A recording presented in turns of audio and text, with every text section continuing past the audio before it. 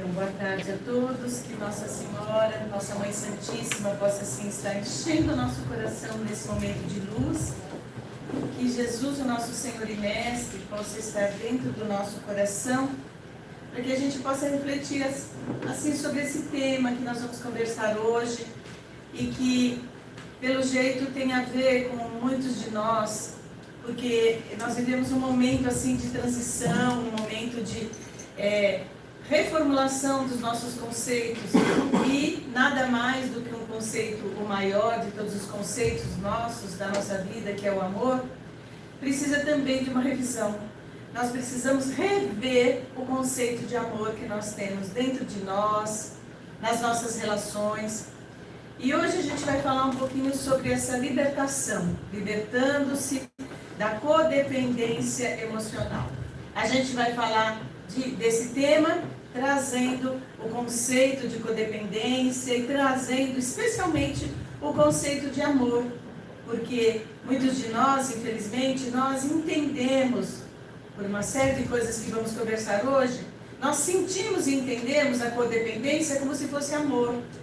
Não, codependência é um estado patológico da alma, e amor, segundo o próprio Evangelho segundo o Espiritismo, é o mais nobre e é o mais alto de todos os sentimentos que a humanidade pode atingir, tá bom? Então, começando, a gente já começa logo falando mesmo dessa lei que está lá no Evangelho segundo o Espiritismo, e é uma mensagem dos Espíritos, né, do Lázaro, que foi dada em 1862. Eu trouxe um pedaço, um trechinho dessa linda colocação do Lázaro, que fala sobre a lei do amor. Ele diz o seguinte: o amor resume toda a doutrina de Jesus, porque é o sentimento por excelência. E os sentimentos são os instintos elevados à altura do progresso realizado. No seu ponto de partida, o homem só tem instintos. Mais avançado e corrompido, só tem sensações. Mais instruído e purificado, tem sentimentos. E eu faço aqui o destaque, não é? E o amor é o requinte do sentimento. Não o amor no sentido vulgar do termo, mas esse sol interior que reúne e condensa em seu foco ardente todas as aspirações e todas as revelações sobre-humanas. Olha que interessante, ele coloca até como sendo sobre-humanas, porque o amor é um sentimento tão alto, tão elevado, que faz com que cada um de nós, quando a gente consegue sentir, quando a gente consegue atingir esse patamar do sentimento, a gente se torne uma pessoa sobre-humana, quer dizer, acima das necessidades, acima das capacidades, acima das condições puramente humanas. E a gente vai falar disso também, tá bom? E continuando então, gente. Primeiro, a gente veio aqui falar de codependência, mas é importante que a gente tenha o eixo, né? Que é o amor. A gente consiga compreender o que é o amor em nós, o que é o amor nos outros e o que é esse sentimento infeliz chamado codependência, tá? A gente vê em muitos casos, não é? Infelizmente, que as pessoas estabelecem relações abusivas. E aqui tem uma imagem, né, de uma relação abusiva dela para ele, com relação a ele. Então, tem relações abusivas de uma mulher, né, que estabelece uma relação abusiva com relação a um homem. Hoje a gente vai ficar um pouquinho nessa relação de parceria sexual, que eu costumo chamar, né, de homem para mulher ou de dois parceiros sexuais. A gente vai ficar nessa relação, embora a relação de codependência, ela não se estabelece só nessa relação, tá? De namorados, de amantes, de marido e mulher, de pessoas do mesmo sexo ou de sexos opostos, mas que estabelecem um relacionamento de parceria sexual. Não.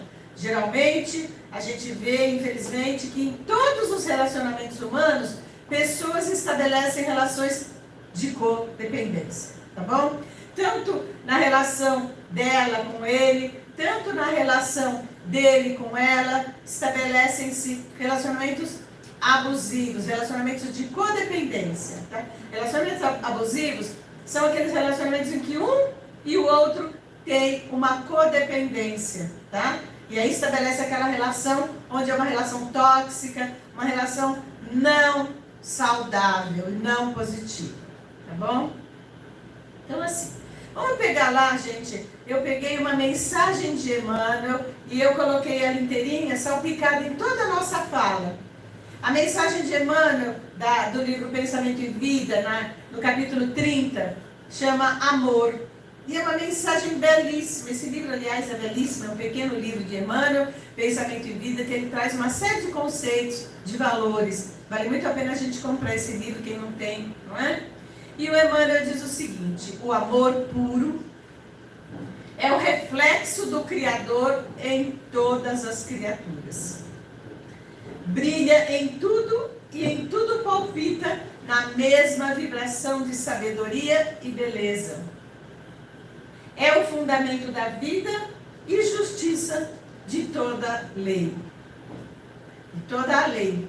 Então, assim, o Emmanuel está deixando muito claro para a gente que o amor, como lá disse outra mensagem do Evangelho segundo o Espiritismo, né? A mensagem de Lázaro, o Emmanuel diz para a gente entender que o amor é o maior de todos os sentimentos. Por quê? Porque é o reflexo de Deus em nós. Quando nós somos criados por Deus, somos centelhas divinas, todos nós, né? Criaturas divinas. Quando nós fomos criados por Deus, Deus deixou em cada um de nós o seu DNA, se a gente pode falar assim, não é? Deus deixou em cada um de nós a sua marca, a sua assinatura. E essa assinatura é justamente o amor, a capacidade que nós temos de amar, a capacidade que nós temos de desenvolver esse sentimento, tá bom? Continuando, tá? Ele diz o seguinte, continua o Emmanuel: surge sublime no equilíbrio dos mundos, erguidos à glória da imensidade, quanto nas flores anônimas esquecidas no campo. Aí o Emmanuel é até poético aqui, olha que lindo, né? Pra gente, olha que lindo o jeito que ele fala. Então ele diz que o amor ele surge, né, com as manifestações de Deus na natureza, as mais lindas que a gente consegue ver, não é? Plasma divino com que Deus envolve tudo o que é criado. O amor é o hálito dele mesmo, penetrando o universo. Então o amor é esse sentimento que faz com que cure todas as almas, que tudo fique melhor, que todas as relações se estabeleçam de forma saudável, produtiva, não é? O amor gera o progresso das nações, o amor gera o progresso das criaturas e a evolução planetária, tanto no microcosmo como no macrocosmo. Então o amor é esse sentimento que é o hálito de Deus. Mas nós, criaturas humanas ainda muito, né, ainda longe da angelitude, nós trazemos um sentimento de distorção desse amor, o qual nós estabelecemos com o nome de codependência. Historicamente, gente, esse sentimento, essa patologia chamada codependência, ela surge, né, esse sentimento, aliás, o conceito de codependência surge em 1930 nas instituições de saúde mental nos Estados Unidos. E eu vou explicar isso melhor para vocês, não é?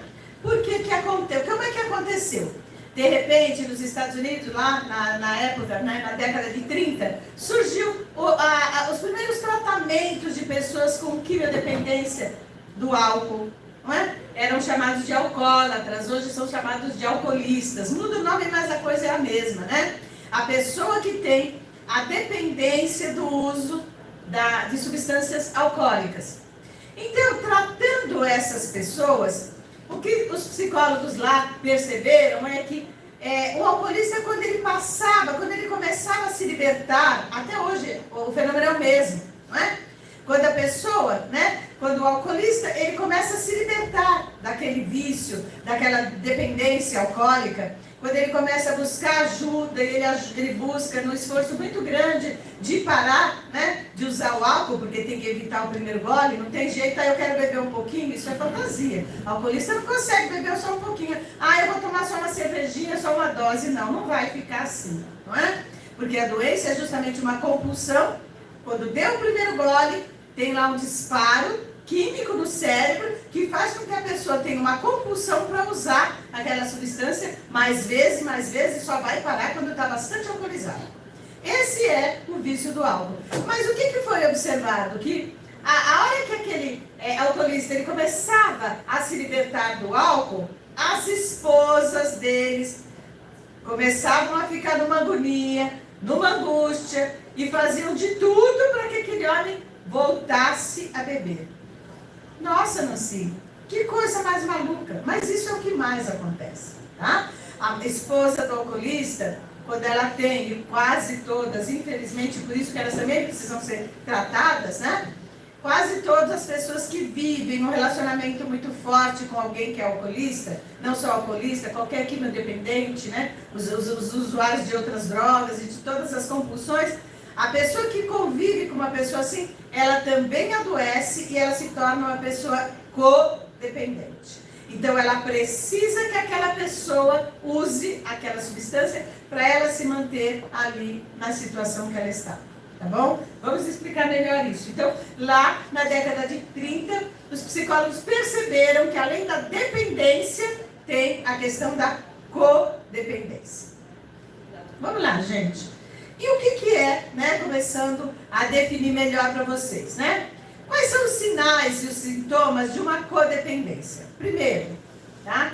A autoestima dessa pessoa, ela se apoia na habilidade que ela demonstra em controlar sentimentos das outras pessoas frente a situações adversas. Então, é aquela pessoa que ela tem a necessidade premente de estar o tempo inteiro controlando a vida daquela outra pessoa, tá? Então, a esposa do alcoolista, ela quer controlar se ele bebe menos, se ele bebe mais. Então, ela quer que ele pare de beber, mas ela faz um bolo e ela enche o bolo molha o bolo bem molhadinho com champanhe ou com vinho. Ela faz aquelas carnes com vinho e ela quer que aquele homem pare de beber. É uma coisa assim, uma vontade incrível, né? E aí, a gente vê, né, essa situação acontecendo da necessidade que essa pessoa tem de controlar o comportamento do outro, né? Essa pessoa também que tem codependência supõe responsabilidade excessiva de satisfazer as necessidades dos outros, deixando de lado as suas próprias necessidades. É aquela pessoa que fala, eu faço tudo por você. Como assim? Você não me valoriza. Tudo que eu faço, eu largo de fazer o que eu quero para fazer o que você quer. Meu Deus, é uma super codependência. Quando eu deixo de fazer o que eu quero só para atender as necessidades do outro, eu tenho codependência, tá? É uma pessoa que tem um envolvimento e forte vinculação com pessoas que apresentam distúrbios de personalidade. É incrível, gente. Onde tem uma pessoa com problema, o codependente atrai. Aí muita gente vem com aquela história, eu tenho o dedo podre. Eu acho tanta graça essa expressão, uma expressão meio grosseira, né? Então quando eu aponto o dedo para aquela pessoa, certamente aquela pessoa tem problema. Mas não é porque aquela pessoa tem problema que se aponta o dedo nela. Realmente, não é seu dedo, é você que tem alguma questão que você precisa sarar, você precisa se tratar. Porque enquanto a gente não trata, vai ficar atraindo pessoas que se encaixem com as necessidades que a gente tem. E se eu tenho necessidade de controlar o comportamento do outro, se eu tenho necessidade de conduzir a vida do outro, eu só vou atrair para perto de mim pessoas de ego frágil, pessoa que tem problema, porque gente que quer ser controlada é gente que tem problema. Não é? E aquele controlador vai atrair quem? Quem quer ser controlado, quem precisa ser controlado. Tá lá, não é? Continuando, gente. Vamos lá. Mais uma situação. Sinais e sintomas, né? Quais são os sinais e os sintomas de uma pessoa com codependente? É uma pessoa que tem uma ansiedade muito grande, né? Tem distorções de limites sobre intimidades e separações. O que significa isso? É aquela pessoa que tem dificuldade de respeitar a intimidade dos outros.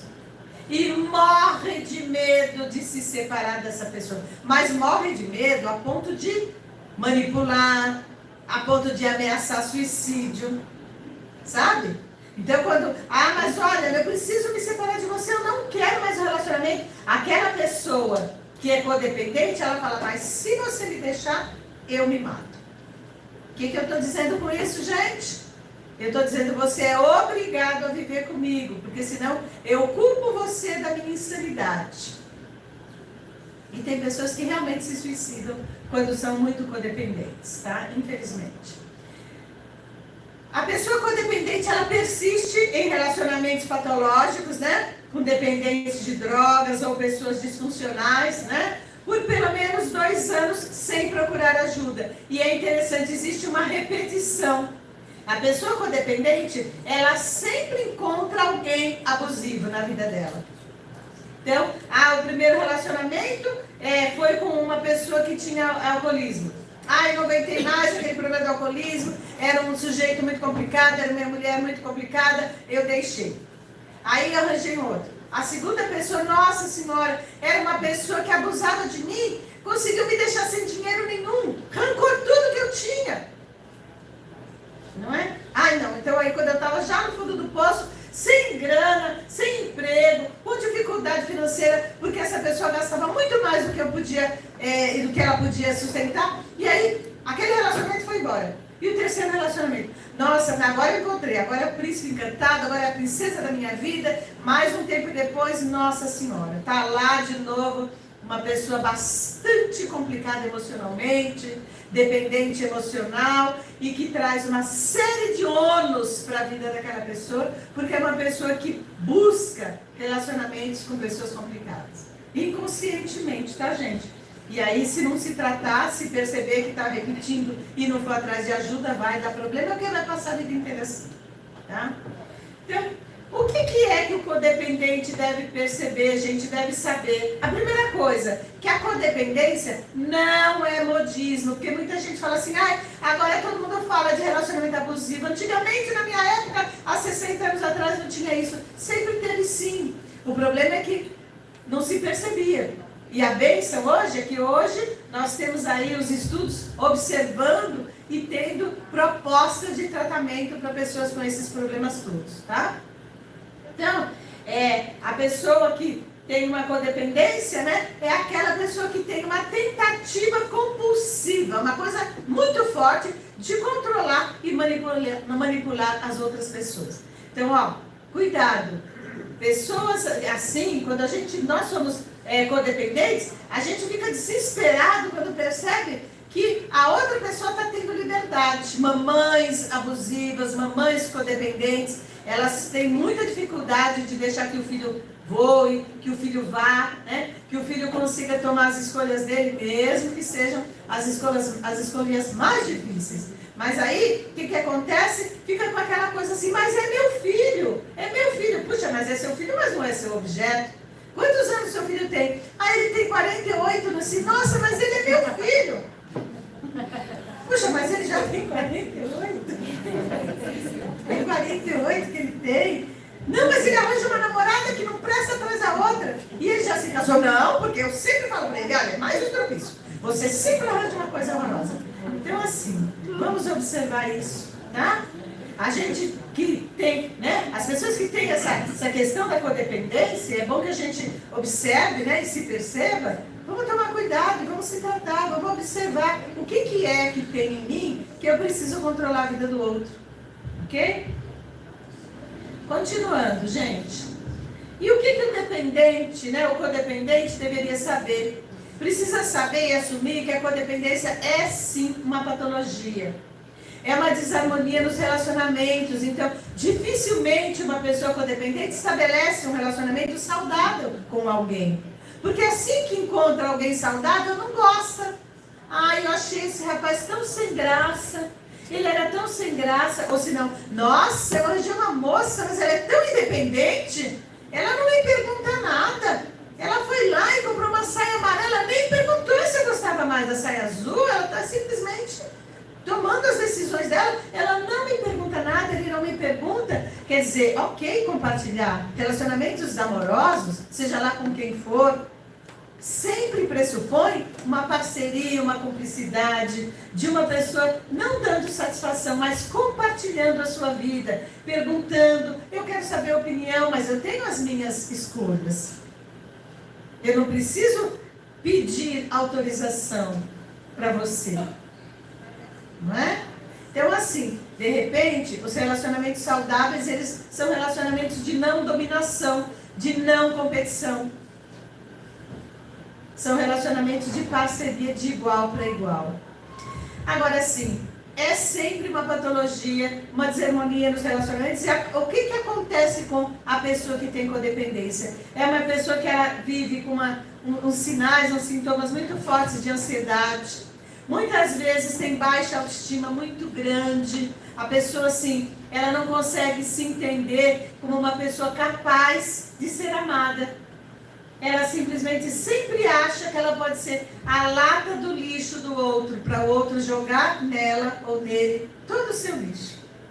Aquela agressividade, aquele desrespeito. Então, a pessoa com codependência é aquela pessoa que aceita ser abusada no sentido de sofrer violência. Às vezes, se não violência física, mas a violência emocional.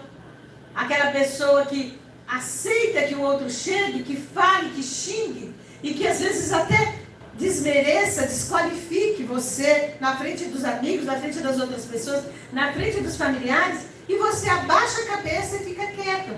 Ai, mas o Espiritismo fala pra gente que a gente precisa suportar a nossa diversidade, o nosso sofrimento. Sim, nós precisamos aprender a suportar os nossos sofrimentos quando os sofrimentos são inevitáveis. Quando a gente tem sofrimento que não tem jeito da gente se libertar. Mas uma relação codependente, ela precisa ser tratada para ficar uma relação saudável. E, necessariamente, voltando, ou começando a ser uma relação saudável, vai ser uma relação produtiva. Não precisa você ficar suportando o abuso do outro para dizer que você está cumprindo o karma, pelo amor de Deus. Não é isso. É uma distorção com relação ao Espiritismo. Nós precisamos ter paciência, sim. E aí, quando vê que o outro é muito abusivo, falar com ele, falar, estou indo me tratar. Vai você também. Estou indo na casa espírita, passei pelo atendimento fraterno, vou pedir para a espiritualidade uma ajuda, uma força, para eu conseguir me colocar enquanto pessoa, enquanto ser, para eu me considerar uma pessoa muito legal, uma pessoa boa, uma pessoa capaz de ser amada. E você vai precisar aprender a me amar, porque senão não vai dar para a gente ficar junto. Tá? E é sempre possível quando a outra pessoa ama a gente e quando a gente passa a se amar. Porque eu só vou conseguir fazer com que o outro me ame na medida em que eu me amo, em que eu me respeito, em que eu me dou respeito para mim mesma, onde eu olho para o espelho e falo assim, eu sou capaz de ser respeitada e me faço respeitar. Tá, gente? Então, assim, esse medo de ser abandonado que muitas pessoas têm é o medo infantil, é o medo de quando a criança, é o medo que a gente fixou a nossa vida lá nos 3 anos de idade, 2 anos, 1 aninho, quando a mamãe chegava, saía de perto e a gente chorava que nem desesperado, a mamãe só foi do banheiro, ela só fechou a porta do banheiro. A criança tem angústia de separação até 1 ano e meio, 2 anos, tem sim, é natural. E a pessoa que tem esse comportamento, esse sentimento de angústia de separação, ela precisa olhar lá para a sua infância e ver o que é que aconteceu. Ok? Sim. Sim. Essas características, quando a gente pensa em codependência, são duas pessoas, né? Uma manipulando, outra sendo manipulada. Essas características são de ambas?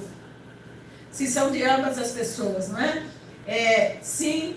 Existe um jogo, a gente vai falar dele agora, tá? Daqui a pouquinho a gente fala. Existe um jogo entre o abusador, a vítima e o salvador.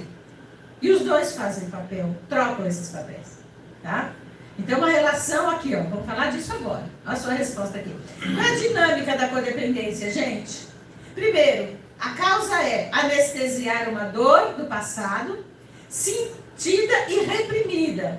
Que quando a pessoa entra em contato com essa dor, ela causa um desespero tão grande, uma dor tão grande na alma, que aquela pessoa, ela desencadeia, do ponto de vista inconsciente, né? Esses mecanismos, essas atitudes, né? Ora, ela é o salvador, Ora eu sou o salvador, aquele que eu tenho uma ação compulsiva de ajudar o outro, para não entrar em contato com o coitadinho que existe dentro de mim, dentro dele. Ora, eu sou a vítima, então eu tenho aquela necessidade de me vitimizar e de fazer com que as pessoas me firam, tá?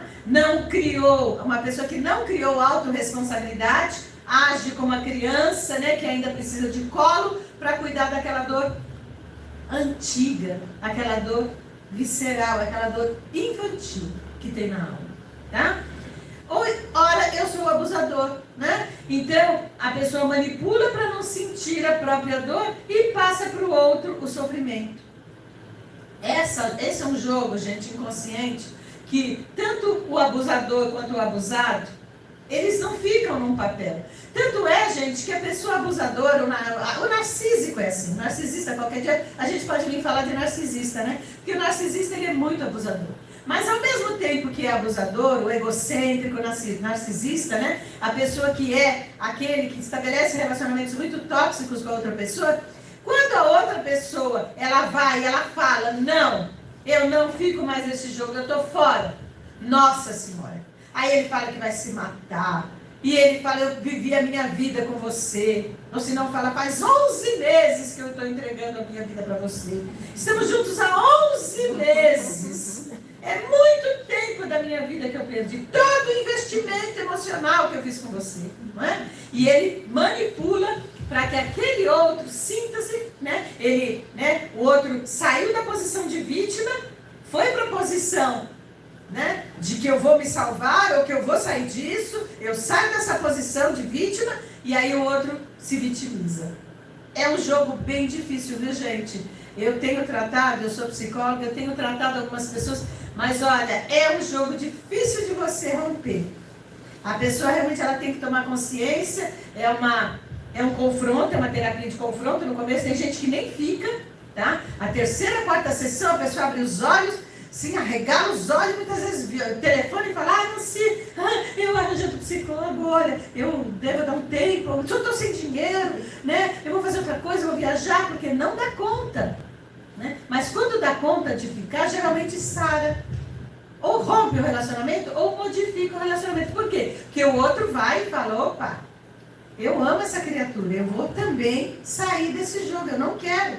Porque o outro, às vezes, também não tem consciência da própria dor. Quando um cura, gente, relacionamento conjugal, relacionamento de parceria sexual é muito legal. Quando um busca ajuda e se cura, e se trata, e se supera, o outro necessário, porque funciona em sistema de engrenagem. Sabe aquela engrenagem antiga de reloginho? Aquele sistema de engrenagem, o relacionamento ele funciona em sistema de engrenagem. Quando um melhora ou modifica a engrenagem, o outro necessariamente é levado a modificar a engrenagem também, ou existe um rompimento. Está claro para vocês? A imagem deu para entender? Ok? Tá? Então, assim, o que a gente vê? A gente vê que esse relacionamento é um relacionamento que precisa de ajuda. E quando a gente se entende assim, a gente precisa se auto-perceber. E não é tão difícil, não.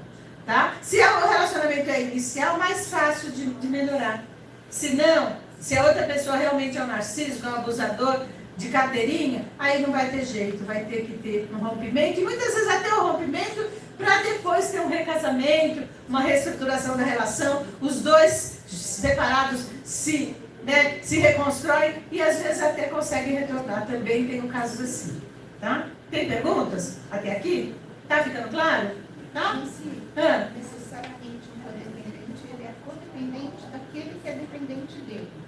Não é essa relação. O codependente, quando ele está numa relação com alguém que é dependente químico ou dependente de alguma substância, ou a pessoa tem algum tipo de adicção, um jogador compulsivo, um usuário de droga ou álcool compulsivo, um comprador compulsivo, uma pessoa desorganizada e com dinheiro financeiramente compulsivo e que vive desorganizado, uma pessoa compulsiva, qualquer compulsão, ela vai atrair uma pessoa que vai se tornar um codependente. Entendeu? Tá? E aí aquele codependente, quando o outro melhora também. Por isso que a gente fala que aqui no Zio da Gama nós temos nas terças-feiras e quintas-feiras à noite o Alcoólicos Anônimos, que são os grupos maravilhosos que auxiliam pessoas com dependência de álcool. No domingo tem o NA, Narcóticos Anônimos, com dependência de drogas ilícitas, né? Drogas diferentes, que não é só necessariamente o álcool, a cocaína, maconha, outras drogas, né? E esses grupos, gente, quando a pessoa começa a se tratar com os 12 passos, com o sistema de 12 passos, que é o que liberta, que é o que faz com que a pessoa tenha realmente uma recuperação daquele estado, o que acontece com isso? O familiar vai precisar buscar um Naranon, um Alanon. Por isso que existem os grupos de familiares de alcoólicos. Porque são codependentes os familiares. Necessariamente, se não se tratar também, vai dar zebra, vai manipular, vai facilitar para o outro voltar. É um jogo muito triste e que precisa de ajuda, viu, gente? Conhecendo gente com alcoolismo, pede para vir aqui, os grupos aqui são lindos, são maravilhosos, tá bom? Todos usar. Aqui tem um grupo que funciona muito legal, tá? Vamos lá, gente. Olha aqui, o eixo, né? A ansiedade, a angústia, não é? O alto índice de depressão nessas pessoas, existe um alto índice de depressão. Eles são demasiadamente preocupados e vinculados àquela pessoa que é grudada, porque o relacionamento conjugal é uma interseção. Eu sempre falo, não pode ser um grudado no outro, respirando o ar que o outro respira. É muito complicado quando alguém acha, não é? Que está ali grudado demais, aquela coisa assim, que fica aquela quase que uma enxertia, não é? Isso é um relacionamento que não tende a ficar saudável, ok? E aí fica essa sensação de que o outro está até sugando a energia do outro. E quando acontece isso? Infelizmente na nossa cultura isso é algo que acontece ainda muito, né? Porque existem muitas idealizações. As pessoas idealizam muito o relacionamento na nossa cultura ocidental. Diferente de outras culturas, por exemplo, na Índia, não é? Na Índia, eu sei que eu atendo paciente hindu e que não mora no Brasil, e aí os indianos, eles se casam com a certeza que o casamento vai ser uma parceria, mas não uma parceria romântica, onde os dois vão, você vai me fazer feliz, você tem que me fazer feliz, você tem que me mostrar o tempo inteiro que você luta pela minha felicidade. Não, gente. A relacionamento conjugal é um relacionamento de parceria, onde ambos vão lutar pela felicidade do casal, dos dois.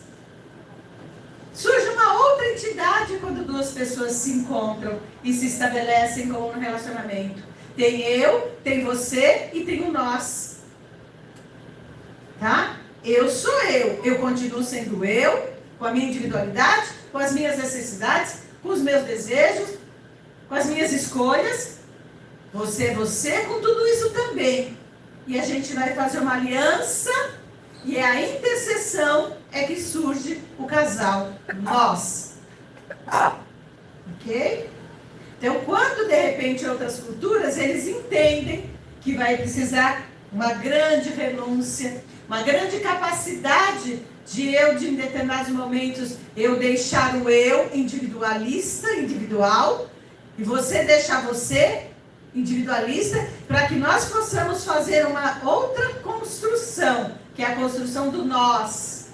Tem momentos que vai ser sofrido, dolorido, não vai ser essa coisa das duas metades de uma laranja. Não, são duas laranjinhas às vezes, mas muitas vezes é um abacaxi e um pepino. Tá? Vamos combinar. Ok? Tá? Então, muitas vezes se tem a ideia também de que o relacionamento algema. Muita gente fala isso. Não algema, não. As pessoas não podem se sentir assim uma com a outra. Se estiverem se sentindo assim, tem alguma coisa errada. Porque precisa ter liberdade. As duas pessoas precisam ter liberdade de poder ser elas mesmas. Se eu preciso me esconder, se eu tenho que esconder de você, uma coisa assim, que vocês vão achar que é uma coisa meio estranha, que a Nancy vai falar, pode ser ter gente que não concorda. Mas eu acho assim, esquisito demais o casal que precisa ter senha de celular e o outro não sabe a senha. Uau! Mas se eu tenho que esconder as conversas que eu tenho com a minha amiga ou com quem quer que seja, eu tenho que esconder do meu marido, o meu marido tem que esconder de mim, alguma coisa está estranha nesse relacionamento. Não pega meu celular. Opa, o que tem aí dentro? O que é isso? Mas eu durmo com você? A gente compartilha uma intimidade imensa. O que tem? Se tem alguma coisa que eu preciso esconder do outro, tem alguma coisa que não está legal nessa relação. Tá? Assim como meu filho e a minha filha adolescente, não pode ter senha, criança e adolescente, de celular, que eu não possa ver o que está acontecendo. Opa, tem alguma coisa estranha. Não é? Não está fazendo coisa legal, você precisa me esconder. Meu filho adulto, ter senha no celular, minha filha adulta, ok. A individualidade dela, eu não preciso compartilhar a intimidade de filhos adultos. A partir de quando eles pagam as contas deles. Assim que eu entendo adulto, viu, gente? Você paga a sua conta, você vive as suas custas? Ok, agora você é adulto. Bem-vindo à vida dos adultos, ok? Que você ser adulto e eu pagar as suas contas, desculpa aí, tá, gente? Desculpa aí, tá? Vocês vão me bater, mas não me bate não, tá?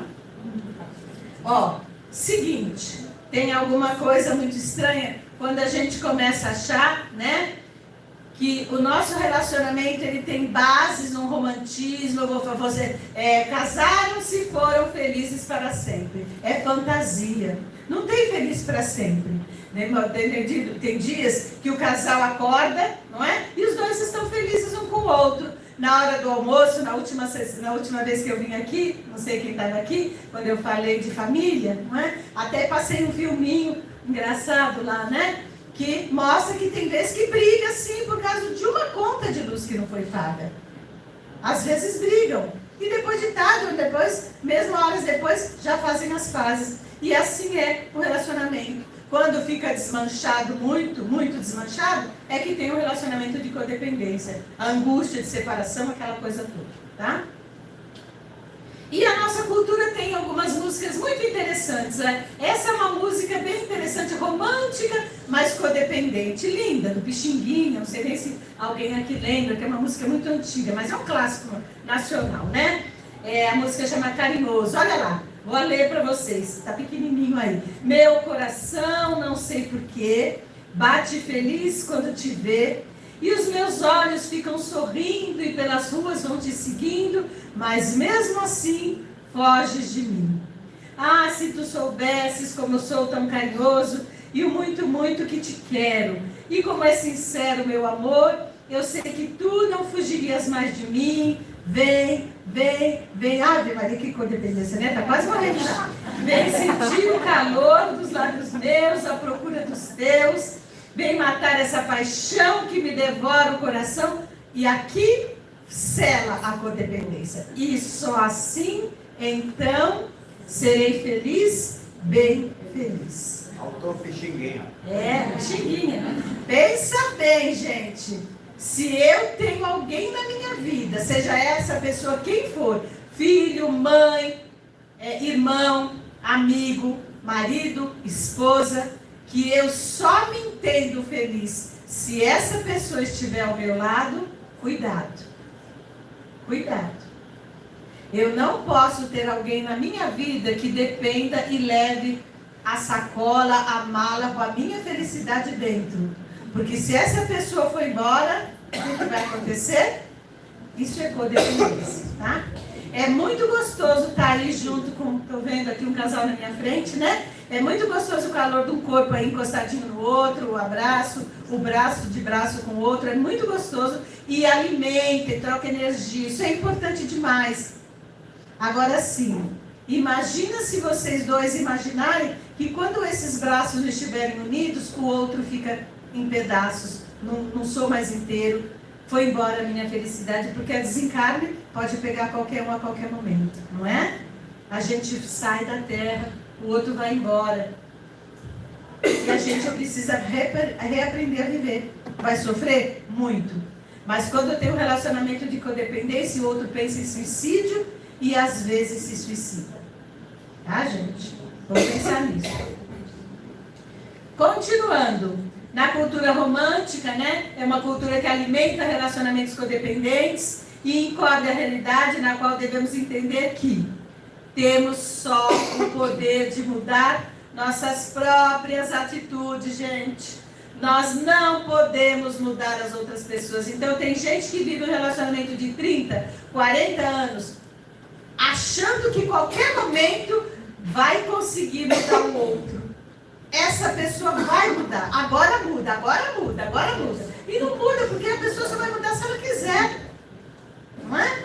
A gente não tem nenhum domínio sobre a vida do outro. Se algo te ofere demais, tenta conversar, tenta ver o que dá para fazer, mas assim, não tenha a fantasia de que o outro vai mudar porque você quer que mude. Não existe isso. Ok? Tá? Aí agora a gente vai para a mensagem do Emmanuel, né? A finalização da mensagem linda de Emmanuel, quando ele fala assim, olha, em cima disso tudo que eu falei, a codependência é amor, gente? Me responde. Não, né? Não. Porque o amor, como diz Emmanuel, vemos assim, né, o amor como silenciosa esperança do céu, aguardando a evolução de todos os princípios e respeitando a decisão de todas as consciências. Olha aqui. Se é amor, eu respeito a consciência do outro. Eu sei que o outro ainda não me atende. Eu sei que o outro tem escolhas tristes. Eu sei que de repente esse filho ainda é quimio-dependente, ele ainda está precisando dessa experiência terrível, para quem sabe lá na frente ter só os pedaços do corpo, com câncer, com distúrbio psíquico, com distúrbio grave físico, mas com enfisema pulmonar, com problemas graves decorrentes dessa quimio-dependente, mas foi a escolha dessa consciência. Eu fiz de tudo que dava para fazer, mas foi uma escolha dessa consciência. Entendeu, gente? Então o amor, ele respeita a consciência do outro. Olha lá, o que o Emmanuel fala? Mercê de semelhante bênção, cada ser é acalentado no degrau da vida em que se encontra. Cada um de nós, a gente está no degrau da vida, gente. Cada um tem um jeito, tem uma forma, tem um tamanho, né? Olha lá o que o Emmanuel fala. O verme é amado pelo Senhor, que concede milhares e milhares de séculos para levantar-se da viscosidade do abismo, tanto quanto o anjo que o representa junto do verme. Então Deus ama o verme, Deus ama o anjo. Deus ama o verme porque sabe que o verme um dia vai ser anjo. Não é? Assim também nós, quando nós temos pessoas que convivem conosco, que a gente está querendo transformar, vamos olhar para essa pessoa daqui a 5.000 anos. Projeta o seu amor lá para 5.000 anos para ver se você consegue entender que daqui a 5.000 anos ele vai ser anjo. Ok? Olha lá. E a gente precisa perder, né, essa dificuldade, mas a gente precisa perder essa dificuldade de sair do controle, né? Como é que eu faço? Eu tenho que admitir impotência perante os relacionamentos doentios e as emoções que se tornam incontroláveis. Primeiro passo para sair da codependência. Olha, eu admito que sou um codependente, eu quero sair disso. Eu vou sair da necessidade de controlar a vida dos outros. Eu não quero mais. Saio dessa, tá? Esposas muitas vezes ficam a vida inteira totalmente voltadas a controlar a vida do marido. Marido totalmente voltado para controlar a vida da esposa. O que essa pessoa precisa fazer, gente? Precisa olhar para si mesma e falar assim, de quem é o comando da minha vida? Né? De Deus. E aí eu vou para aquele passo do ar. Entrego minha vontade e minha vida aos cuidados de Deus, do modo como reconheço. Esse é um passo do ar. Se não me engano, o segundo ou terceiro passo. E aí, vai acontecer o quê? Eu vou sair do controle da vida dos outros e vou entregar essa pessoa para Deus. E vou me entregar para o comando de Deus. Tá? E já encerrando, o Emmanuel disse o seguinte. E amando-nos, permite o Senhor perlustrarmos sem prazo o caminho de ascensão para Ele, concedendo-nos, quando impensadamente nos consagramos ao mal, a própria eternidade, para reconciliarmos-nos com o bem, que é a sua regra imutável. Tá? Então, diante desse quadro, né, quando a gente não consegue ainda, muitas vezes está com amor total, mas mesmo assim, graças a Deus, Deus manda os filhos. Chegam os filhos, que é para poder dissolver esse comportamento codependente. Muitas vezes os filhos trazem cura para o relacionamento. Às vezes não, mas muitas vezes sim, graças a Deus, né? Herdeiros dele, diz Emmanuel, né? Herdeiros de Deus, que somos, raios de sua inteligência infinita, e sendo ele mesmo o amor eterno de toda a criação, em tudo e em toda parte.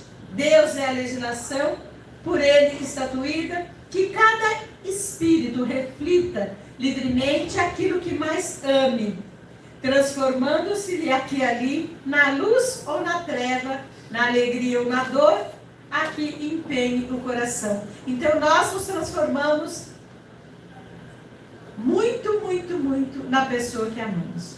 Somos muito parecidos. Tá? Eis porque Jesus, o modelo divino, enviado a ele, né, por ele à terra, para clarear-nos a senda em cada passo do seu ministério, tomou o amor ao Pai por inspiração de toda a vida, amando sem a preocupação de ser amado e auxiliando sem qualquer ideia de recompensa, descendo à esfera dos homens por amor, passa no mundo de sentimento erguido ao Pai excelso, refletindo-lhe a vontade sábia e misericordiosa. Então, o amor do Cristo por nós é bem o modelo que nós precisamos seguir para poder amarmos uns aos outros, tá bom? E com isso a gente se liberta, a gente sai dessa coisa, dessas algemas de sofrimento que a gente cria para nós mesmos, e a gente vai, né, para uma outra esfera, que é não culpabilização. Não me sinto culpado por ninguém e por nada. Eu acolho a vida e acolho essa pessoa que está ao meu lado. Tá bom, gente? E para que a vida e o pensamento de todos nós lhe retratem as pegadas de luz, Jesus legou-nos, em nome de Deus, a sua fórmula inesquecível. Qual é a fórmula, gente? Amai-vos uns aos outros como eu vos amei. Muita paz a todos e muito obrigada.